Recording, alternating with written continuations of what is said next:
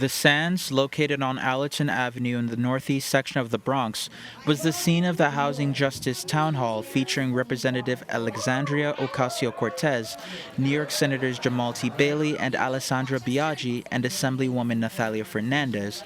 The event was a community-organized effort hosted by Housing Justice for All, a coalition of tenant associations and other housing advocates to address the housing crisis facing New York State tenants. We're here to demand universal rent control in New York State. That is not pie in the sky. That is basic protections for people who pay rent, who work hard, and they deserve a home to live in without fear of their rent going up $500, $700 per month. The term universal rent control describes the goal shared by Raphael Schweizer, head of Bronx Park East Community Association, and other Housing Justice for All borough members seeking to protect tenants living in 2, 3, 4, or 5 unit apartments from experiencing rent hikes and evictions by landlords.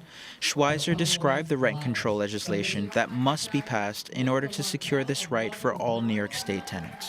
There are 9 universal rent control bills. We need, not one, we need all 9 bills passed because tenants, these are people's homes. Community Action for Safe Apartments, otherwise known as CASA, organizes tenants for safe and affordable housing through collective action.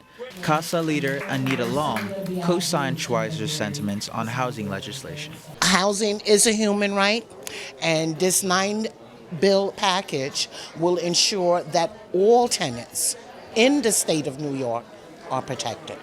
Representative Alexandria Ocasio Cortez enlightened Bronxites about the methods used to determine what is considered affordable housing and offered a possible solution to this problem, while Senators Jamaal Bailey and Alessandra Biaggi emphasized the importance of doing their jobs as legislators in service of the people of New York. The average median income, that geographic area goes all the way up to Westchester for New York City.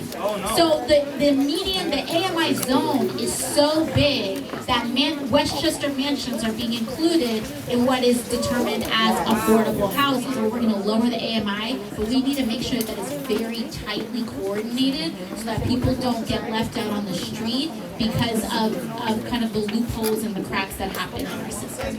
As legislators, I believe it is our duty to go through things and see what cause and effect would be, intended and unintended consequences of what any legislation would be. I think that's our job, and I think that we're doing that job in the Senate right now. They need to make sure that the tenants and the people in their districts actually are protected. And so we are inch by inch working towards that.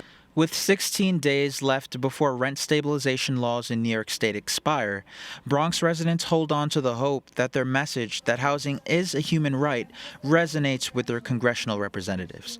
Reporting for Bronxnet, Stephen Powell.